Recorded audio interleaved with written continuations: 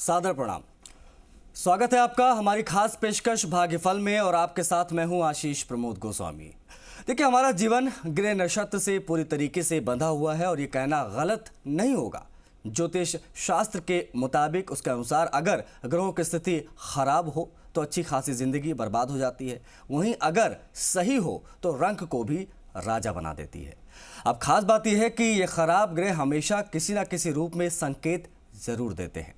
इसी विषय पर हमें विस्तार से जानकारी देने के लिए आप सभी से बातचीत करने के लिए जुड़ रहे हैं ज्योतिष परिषद एवं शोध संस्थान अध्यक्ष ज्योतिषाचार्य पंडित पुरुषोत्तम गौड़ जी। आचार्य जी, बहुत स्वागत है आपका हमारी खास पेशकश भाग्यफल में। जी धन्यवाद। श्री राम जय राम, जय जय राम, मेरे राम की जय हो।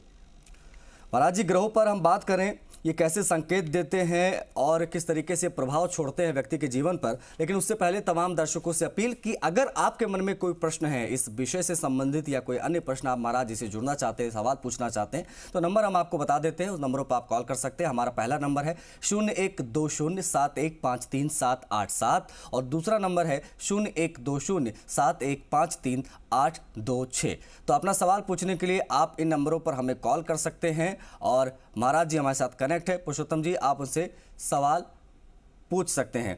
महाराज जी, मैं आपका रुख करूंगा। हम लोग आज बात कर रहे हैं ग्रह नक्षत्र के ऊपर कि ये किस तरीके से हमारे जीवन से बंधा हुआ होता है, किस तरीके से अगर ये सही दिशा में जाए तो हमारे जीवन का, हमारी जो किस्मत है वो चमक जाती है। ग्रह नक्षत्र पर अब मैं चाहूँगा कि आपकी टिप्पणी, कैसे ये हमारे लिए कारगर होगा, कैसे हमारे लिए नुकसानदायक और कैसे जो है ये बेहतर चीज़ें हो सकती हैं। देखिए, आज का प्रसंग आपने बड़ा अच्छा रखा है और मैं समझता हूं कि ये प्रसंग है जी होगा, पूरी तरह से बंधा होता है। अश्विनी जी, ये कह गलत नहीं होगा। ज्योतिष शास्त्र के अनुसार अगर ग्रहों की स्थिति खराब है तो अच्छी खासी जिंदगी बर्बाद हो जाती है। तो हमारा ग्रहों से बहुत गहरा रिश्ता है। मतलब मैं कहूंगा कि सौर मंडल के ग्रहों के द्वारा ही इस पृथ्वी के संपूर्ण प्रकृति को चलाने की स्थिति बनती है और जब उसमें तो हम प्रकृति से बाहर तो हो भी नहीं सकते। इसलिए मैं जैसे प्रथम सूर्य ग्रह की बात करता हूं। सूर्य देवता को ग्रह का राजा माना है। हर ग्रह की शक्ति के पीछे सूर्य ही होता है। सूर्य के कारण हड्डियों की, आंखों की समस्या उत्पन्न हो जाती है। ऐसी मान्यता है कि हृदय रोग, टीबी, पाचन तंत्र के रोग के कारण सूर्य खराब होना ही होता है। ऐसे में अगर कोई ऐसी परेशानी से जूझ रहा है तो आपको ये लक्षण केवल सूर्य खराब होने के दिखाई दे रहे हैं। सूर्य तुला राशि का यदि है तो सूर्य नीच का हो जाता है, मेष राशि का है तो उच्च का हो जाता है। इसके अलावा नियमित रूप से सूर्य को आपको जल देना चाहिए यदि अपने पक्ष में करना है तो, और भोजन में गेहूं के दलिया जरूर खाएं, तांबे के पात्र से जल पिएं, तो आपको बहुत लाभ देने की स्थिति बनेगी। अब बात करें चंद्रमा से। देखिए, चंद्रमा को मानसिक तौर पर मतलब मन का कारक ग्रह माना है। व्यक्ति को नींद नहीं आए, घबराहट रहे, बेचैनी रहे तो ये मानना चाहिए कि भाई चंद्रमा आपका खराब है। यानी वृषभ राशि में उच्च का है और वृश्चिक राशि में नीच का हो जाता है। ऐसी समस्या से आपको बचना है तो एक तो यह है कि देर रात तक जागने से बचना चाहिए। दूसरा, एक पूर्णमासी और एकादशी का व्रत करना चाहिए। तीसरा, एक शिव की उपासना करनी और चांदी का छल्ला, चांदी की चैन धारण जरूर करनी चाहिए। इससे लाभ होता है। मंगल की बात करें तो मंगल ग्रह का दोष जातकों को रक्त संबंधी परेशानी देता है, क्योंकि मंगल मुख्य रूप से रक्त का स्वामी होता है। यह रक्त और दुर्घटना की समस्या को देने वाला है। उच्च रक्तचाप और बुखार के लिए जिम्मेदार बन जाता है। तो अब हम इससे बचे कैसे? कि मंगलवार का व्रत करें, शक्कर के बजाय गुड़ का सेवन करें, जमीन पर या लो फ्लोर बेड पर सोएं और घड़े का जल पिए। अद्भुत आपको लाभ प्राप्त होगा। अब हम बात कर रहे हैं बुध ग्रह की। दर्शकों, बुध ग्रह है क्या? बुध ग्रह ग्रहों में राजकुमार के रूप में देखा जाता है, बुद्धि का प्रतीक माना जाता है। लेकिन ये भी माना जाता है कि ये बुध ग्रह यदि मान लीजिए खराब है, खराब से कहें तो ये कन्या राशि में उच्च का हो जाता है और मीन राशि में नीच का हो जाता है, क्योंकि बुध शरीर को रोग प्रतिरोध क्षमताओं का स्वामी होता है। इसके चलते इन्फेक्शन संबंधी बीमारियां बहुत होती हैं, खासतौर पे कान, नाक, गले की बीमारी संबंधित बीमारियां पैदा हो जाती है। हरी सब्जियों का प्रयोग कीजिए। इसके अलावा उगते हुए सूर्य को रोशनी में बैठे और प्रणाम करें, उसकी रोशनी में बैठे। सुबह सवेरे खाली पेट तुलसी के पत्तों का सेवन करें, गायत्री मंत्र का जप करें, तो आपको विशेष लाभ है। बृहस्पति की बात करें तो कुंडली में बृहस्पति ग्रह यदि मान लीजिए आपका आपसे विपरीत है, यानी कर्क में उच्च का होता है और कर्क में बृहस्पति उच्च का और मकर राशि में नीच का होता है। अब ऐसे यदि मान लीजिए आपका मकर राशि का बृहस्पति है तो ये कैंसर, हेपेटाइटिस, पेट की गंभीर बीमारियां देने की आशंकाएं दे देता है। इससे राहत पाने के लिए प्रातःकाल सूर्य को हल्दी मिला करके आप जल अर्पित कीजिए। इसके लाभ प्राप्त करने के लिए आपको नियमित रूप से हल्दी का तिलक लगाना होगा। विष्णु सहस्त्रनाम का पाठ कीजिए, अद्भुत आपको लाभ मिलेगा। शुक्र की बात करें शुक्र ग्रह सही मायने में एक ऐसा ग्रह है जो बहुत व्यक्ति को लाभ देने की स्थिति बना देता है। शुक्र ग्रह मीन राशि में उच्च का होता है, कन्या राशि में नीच का रहता है। ये हार्मोन्स और मधुमेह की समस्या देता है, कभी कभी आंखों को प्रभावित कर देता है। इससे राहत पाने के लिए दोपहर में भोजन में दही जरूर खाना चाहिए। चावल, चीनी, मैदा कम से कम खाएं। भोर उठ करके जरूर टहलें और एक सफेद स्फटिक की माला गले में धारण कर लें। इसका लाभ बहुत होता है।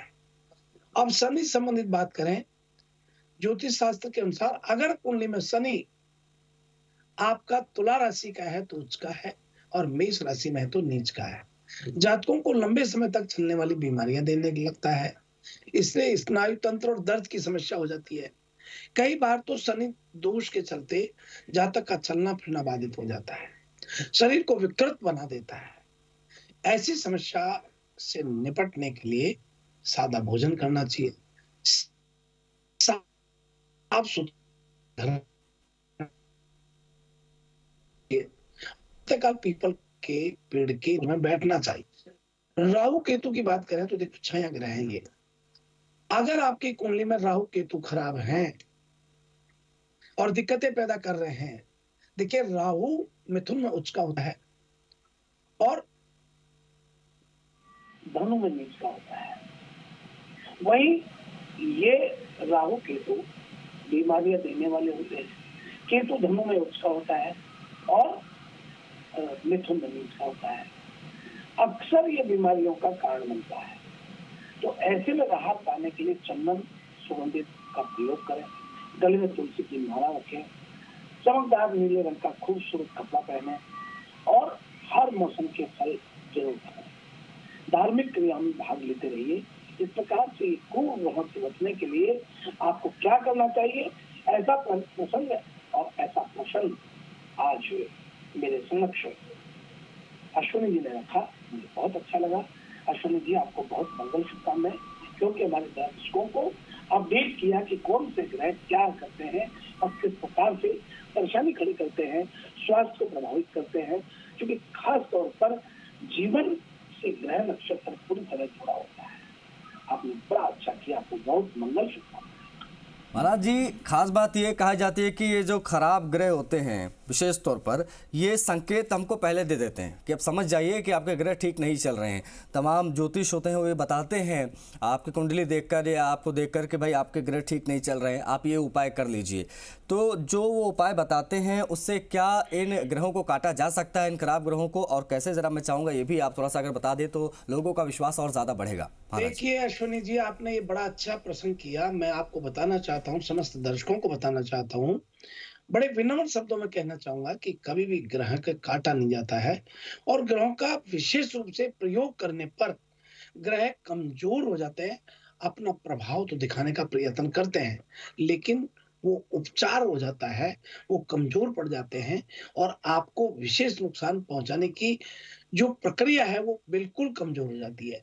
तो वो अपनी जगह खड़े तो रहेंगे, लेकिन उसका प्रभाव कम हो जाता है। जैसे उदाहरण के तौर पर शनि मार्केश है, और उसको कोई काटना चाहे या उसको हटाना चाहे, how can possible regarding this? That is impossible.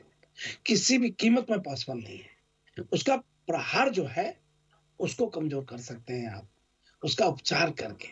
इसलिए ग्रहों का निश्चित रूप से उपाय करने से आपको फल मिलेगा, और उपाय भी बड़े सरल तरीके से, बड़े सरल सरल से उपाय बताए हैं। आप ये कीजिए, जीवन के दैनिक क्रिया में ही आप उसको सम्मिलित करके कर सकते हैं। आपको अवश्य लाभ होगा, और पूरे 9 के 9 ग्रहों का मैंने उपाय बताया है। जी। ठीक है महाराज जी, हमारे पास कुछ कॉलर्स के कॉल आए हैं, कुछ लोग हमारे साथ कनेक्ट हो गए हैं। तो जो भी कॉलर इस वक्त हमारे साथ कनेक्ट है, मैं चाहूँगा आपके मन में जो भी प्रश्न है तो आप वो प्रश्न महाराज जी से पूछ सकते हैं। महाराज जी हमारे साथ कनेक्ट है, सवाल पूछिए अपना। हेलो जी विशाल से बात कर रही हूँ अनीता। मेरी बेटी के बारे में पूछना चाहती हूँ। इसका डेट ऑफ बर्थ है 17 सितंबर 1998, सुबह के 5 बजे से 7 बजे का टाइम है। जन्म स्थान बिसाऊ। उसकी शादी के योग कब होंगे और घर वर कैसे मिलेगा? और हमारा घर में थोड़ी सी प्रॉब्लम है, जैसे मतलब घर के काम में उनमें बरकत नहीं होती घर में। देखिए बहन अनीता, आपने बड़ा अच्छा किया कि आपने अपनी बेटी के प्रश्न के साथ अपना खुद का प्रश्न भी रखा। बहुत समझदारी की बात है, ये होना चाहिए। आपको बताएं कि आपकी बेटी ने यहाँ सिंह लगन में जन्म लिया है, और शुक्र की महादशा है, शुक्र का अंतर है, बृहस्पति का प्रतंत्र है। इनका राहु लगन में बैठा हुआ है, इसलिए इनकी शादी निश्चित रूप से देरी से होती है। और ये ध्यान रखिएगा कि राहु केतु के जप करा के, घट विवाह करा के ही शादी कीजिएगा, नहीं तो आगे जाकर के रोका टूट सकता है, शादी टूट सकती है। इसलिए आप कुंभ कलश के साथ विवाह करें, या अश्व यानी पीपल के पेड़ से विवाह करें। एक विवाह की प्रक्रिया होती है शादी से पूर्व, जो वैदिक विद्वान आपको समझा देंगे। अपने समीप जो भी वैदिक विद्वान है उनसे सलाह लेकर के करें। अवश्य इसकी शादी बहुत राजा महाराजाओं जैसी होगी। लड़की बड़ी भाग्यशाली है, और शादी इनकी 2024 में बैठती है, वो भी अप्रैल के बाद बैठती है, और इंटेलिजेंट बच्ची है। लेकिन शनि नीच का इनका भाग्येश में बैठा हुआ है, और मंगल इनका ये मांगलिक है, लड़की चंद्रमा से मांगलिक है, और वैसे भी मांगलिक है, लगन से मांगलिक है। मंगल इनका नीच का बैठा हुआ है, कर्क का मंगल नीच का होता है, और नीच राशि में मंगल बैठने से मांगलिक होते हुए इनसे आत्मबल कमजोर करता है। इसलिए मंगलवार का व्रत करें तो बहुत अच्छी बात है, और लाल वस्त्र पहने तो बहुत अच्छी बात है। तो आप इनसे बेटी से घट विवाह करके मंगल दोष का निवारण करके ही शादी करें, अवश्य इनकी जीवन सफल होगा। आपके घर में पितृदोष होने के कारण अशांति रहती है, बरकत भी कम रहती है। इसके लिए आप गंगा जल गौमूत्र का मिश्रण करके पीले फूल से घर में छिड़कना शुरू कीजिए। संध्या के समय गूगल धूप की धुआं कीजिए, और सुबह गंगा जल गौमूत्र छिड़किए। पोछा लगाने के बाद अवश्य आपको लाभ होगा। बहुत मंगल शुभकामनाएं आपके लिए। तो ये ग्रह नक्षत्रों का ही प्रभाव है जो महाराज जी ने भी बताया। कुछ और कॉलर हमारे साथ कनेक्ट हैं, तो मैं चाहूंगा आप अपना प्रश्न महाराज जी से पूछ सकते हैं। पंडित जी राधे राधे। पंडित जी राधे। मैंने पिता के बारे में पूछना है। उनका नाम रशपाल सिंह है, डेट ऑफ बर्थ 22 अगस्त 1969, सुबह 9 बजे। पंडित जी इनका जमीन का केस लगा अपने भाई के साथ ही। भाई का नाम है प्रदीप सिंह, सुरजीत सिंह। पंडित जी जब हम इनसे अपना हिस्सा मांगने जाते हैं, हमसे लड़ते हैं, झगड़ते हैं, गालियां निकालते हैं, मारते हैं, और केस में भी हमारा सहयोग नहीं करते। हमें उपाय बताइए कि जिससे हमारी ये शत्रुता खत्म हो जाए और हमें हमारा हिस्सा प्यार से मिल जाए। देखिए बहन, आपकी जैसी सोच सभी की होनी चाहिए। बहुत अच्छी बात है एक केस मुकदमा में नहीं जा करके, क्योंकि कोर्ट कचहरियों में समय बहुत बर्बाद होता है, बैर पड़ता है। भगवान ने जो जीवन दिया है उसमें स्नेह और प्रेम और आत्मीयता और अपनापन होना चाहिए। ऐसी बात को लेकर के एक छोटी बच्ची ने कितना अच्छा प्रसंग रखा है। मैं आपको बहुत मंगल शुभकामना करता हूँ आशीष जी। जी। ऐसे ऐसे सोच के वाले कहाँ व्यक्ति होते हैं। जाहिर तौर बहुत अच्छी बात है। आपको बहुत मंगल शुभकामनाएं। आप अपने घर में प्रतिदिन संध्या के समय सरसों के तेल का दीपक जलाएं, उसमें 2 लौंग डालें और दक्षिण में उसका मुख करें और फिर जलाने का रोज नियम बनाएं। साथ ही आपके भाई को कहिए एक तुलसी की माला लें और तुलसी की माला को पकड़ने के बाद में सुमेरु पर्वत से और पवन तनय बल पवन समाना बुद्धि विवेक विज्ञान निदाना, पवन तनय बल पवन समाना बुद्धि विवेक विज्ञान निदाना, पवन तनय बल पवन समाना बुद्धि विवेक विज्ञान निदाना। इस चौपाई का जाप करते रहें और पूरी माला हो जाए तब तक करते रहें। और उसके बाद जब सुमेरु पर्वत आ जाए तो बोले जाके सुमरन तेरी पुनासा नाम शत्रुहन वेद प्रकाशा। शत्रु नाम की चीज मिट जाए, ऐसे वेदों से हम प्रार्थना करते हैं। शत्रु नहीं रहे, सब हमारे मित्र बने, सब हमारे भाई बने, सब हमारे प्रेमी बने, अच्छा व्यवहार करें। ऐसा आप जो है प्रार्थना हनुमान जी से अपने भाई से करवाइए, अवश्य आपको सफलता मिलेगी और हनुमान जी महाराज हनुमत लाल जी आपकी मनोकामना पूर्ण करेंगे। ऐसा मेरा शुभ मंगल आशीर्वाद आपके लिए। आखिरी के कुछ कॉलर, अगर आप आपका कोई प्रश्न पूछना चाहते हैं तो महाराज जी से जल्दी से पूछ सकते हैं। हेलो जी। मैं सुरेंद्र बोल रहा हूँ सुल्तानगढ़ से। आचार्य जी आपके तरफ मेरा बहुत नमस्कार है जी। आयुष्मान श्री राम जय राम जय जय राम मेरे राम की जय हो। मैं 8 जुलाई 1953 सुबह 6 बजे का समय है। जन्म स्थान है रतनगढ़। जी। तो मैं ये पूछना चाहता हूँ कि ये गुड़ पुष्प और ये जो इस प्रसाद चढ़ाते हैं तो पूजा घर के अंदर, इसके अंदर ही उनके ऊपर चींटियां आ जाती, चारों तरफ चींटियां घूमती रहती है, छोटी चींटियां होती है काली। और तो वो उसका क्या मतलब ऐसा मिलता है संदेश, या अच्छा है या बुरा है, इसके बारे में थोड़ा सा बताएं। देखिए बहुत अच्छी बात, आपने बहुत अच्छा प्रसंग किया। हालांकि समय का अभाव है क्योंकि हमारे अश्विनी जी ने पहले ही संकेत कर दिए थे, लेकिन मैं आपको बताना चाहूंगा कि प्रसाद में किस देवता को कौन सा प्रसाद चढ़ाया जाता है।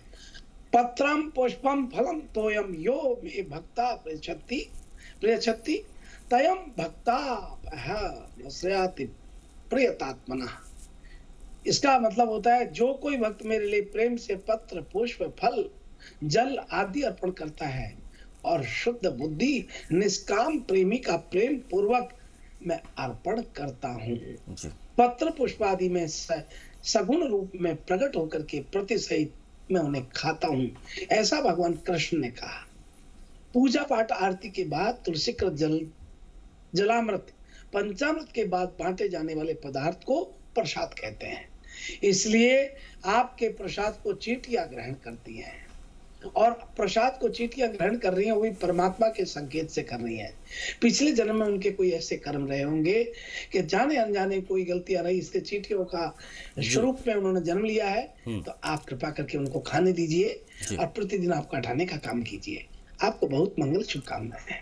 महाराज जी, वक्त राशियों का है तो मैं चाहूंगा कि आप राशियों पर प्रकाश डाल दें। जी, आपने बड़ा अच्छा प्रश्न किया आज, बहुत अच्छा लगा। आपको बहुत मंगल शुभकामनाएं आशीष जी। और अब बात करते हैं मेष राशि से। मेष राशि के जातकों के लिए आज का दिन सरकारी अधिकारियों को बहुत कुछ नया करने को मन में विचार आएगा, किंतु एक उलझन में फंसे रहेंगे जिससे आपका मन अशांत रह सकता है। लेकिन चिंता नहीं करनी, आपका मन शांत होते हुए दोपहर बाद तरक्की उन्नति की ओर प्रशस्त होंगे। और अब अगली राशि का रुख करते हैं वृषभ राशि वाले लोगों की। वृषभ राशि के जो कुंवारा कुंवारी लड़के लड़कियां हैं, विवाह की प्रतीक्षारत हैं, उन लोगों को अपने लिए कोई नया प्रस्ताव आज आ सकता है, लेकिन आपके घर वालों को वह पसंद नहीं आएगा। ऐसे में उनकी बात को ध्यान से सुने, वह उसे अपने जीवन में अपनाने का आज प्रयास करें। और अब अगली राशि का रुख करते हैं मिथुन राशि वाले सभी जातकों के लिए। मिथुन राशि के जातकों को आज के दिन परिवार वालों पर व्यर्थ में संशय हो सकता है, जिससे रिश्तों में दरार आ सकती है। ऐसे में किसी सदस्य के प्रति कोई गलतफहमी ना पालें, सभी के साथ खुल करके बात करें, आपका व्यवहार अच्छा बनाए रखें। और अब अगली राशि का रुख करते हैं कर्क राशि वाले लोगों के। कर्क राशि के सभी जातकों को आज लंबे समय से तनाव में चल रहे हैं। यदि आप तो किसी के साथ अपनी बात साझा करेंगे, बेहतर रहेगा। बच्चों के प्रति आपको स्नेह में बढ़ोतरी होगी। उनके भविष्य के लिए आप कोई ठोस निर्णय भी आज ले सकते हैं। माता पिता का आशीर्वाद आप पर सदैव बना रहेगा। और अब अगली राशि का रुख करते हैं सिंह राशि वाले लोगों के। सिंह राशि के जातकों को आज खास तौर पर शारीरिक रूप से एकदम स्वस्थ व मस्त दिखाई देंगे, लेकिन मानसिक रूप से सिर दर्द की शिकायत रह सकती है। परिणाम स्वरूप आपको चिंता व तनाव होने की आज आशंका बनती है, जिससे मन आपका अस्थिर रहेगा। और अब अगली राशि का रुख करते हैं कन्या राशि वाले सभी जातकों के लिए। कन्या राशि के जातकों को आज निजी क्षेत्र में काम कर रहे अधिकारी कुछ बातों को लेकर तनाव में रह सकते हैं। उनका अपने सहकर्मियों के साथ आज अनबन होने की संभावना दिखाई देती है। वहीं व्यापारी वर्ग को भी आज अपने कर्मचारियों को लेकर काफी संदेह मन में रहेगा।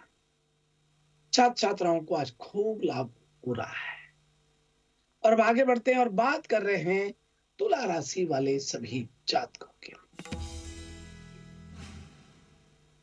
जो विवाहित लोग हैं, उनको अपने जीवन साथी का तो भरपूर साथ मिलेगा, लेकिन आप उनसे ज्यादा आशा नहीं रखेंगे। जिनका विवाह नहीं हुआ है, उनका मन उदासी रहने की संभावना बनती है, जिससे उनका मन किसी में नहीं लगेगा। और अब बात कर रहे हैं वृश्चिक राशि वाले सभी लोग। आज शारीरिक रूप से कोई समस्या नहीं होगी, लेकिन मानसिक रूप से आप अस्वस्थ रह सकते हैं। किसी बात की चिंता आपको सताती रहेगी। इस कारण मन थोड़ा अशांत आज आपका रह सकता है। और अब आगे बढ़ते हैं और बात कर रहे हैं धनु राशि वाले सभी जातकों के लिए। यदि आप व्यापारी हैं तो पैसे के लेन देन को लेकर आज सावधानी बरतें, क्योंकि आपको किसी ग्राहक द्वारा बड़ा चूना लगाने का प्रयास किया जाएगा। ऐसे में इसको लेकर थोड़ी सावधानी बरतें। और अब बात कर रहे हैं मकर राशि वाले सभी लोगों के। आज मकर राशि वाले लोगों को अपने परिवार वालों के प्रति व्यवहार कटु रहने की संभावना दिखाई देती है। अपने उग्र स्वभाव के कारण रिश्तों में दरार आ सकती है, जिससे आपसी भाईचारे में कमी आ सकती है। और भाई हम बात कर रहे हैं कुंभ राशि वाले सभी लोगों के। आज के दिन आपके मन में एक निराशा का भाव रहेगा, जिस कारण आपका अपने साथी से लगाव कम हो सकता है। आपको नीरस स्वभाव के कारण आपका जीवन साथी भी आपसे निराश रह सकता है। और अब आइए आप आगे बढ़ते हैं और बात कर रहे हैं मीन राशि वाले सभी लोगों के लिए। विवाहित लोगों की रुचि प्रेम के विषय में कम रह सकती है। वह उनका अपने साथी के प्रति लगाव कम होगा। इस दौरान उनमें एक निराशा का भाव आज रहेगा, जो उनके पार्टनर को भी विचलित कर सकता है। इस प्रकार से यह है आज का हमारा अपना राशिफल। महाराज जी बहुत आभार आपका, बहुत साधुवाद आपको। आपने ग्रह नक्षत्रों पर सभी को सही सुझाव दिए और साथ ही साथ में आपने राशियों पर प्रकाश डाला। बहुत आभार आपका महाराज जी। देखिए, सभी दर्शकों को मैं बताना चाहूंगा कि हमारी जो साथी होते हैं, कितने विनम्र स्वभाव के होते हैं, कितने अच्छे से सम्मान के साथ बात करते हैं, इसलिए तो सब अच्छा होता है। तो आपको बड़ी शुभकामनाएं हैं। आप कितना उदारता से, सरलता से, सहृदयता से, विनम्रता से बात करते हैं। आपको बहुत मंगल शुभकामनाएं। सभी दर्शकों को शुभ प्रभात, शुभ आशीर्वाद। श्री राम जय राम जय जय राम, मेरे राम की जय। चलिए महाराज जी के इन्हीं शब्दों के साथ में आज भागफल में बस इतना ही। हमें आज्ञा दीजिए। नमस्कार।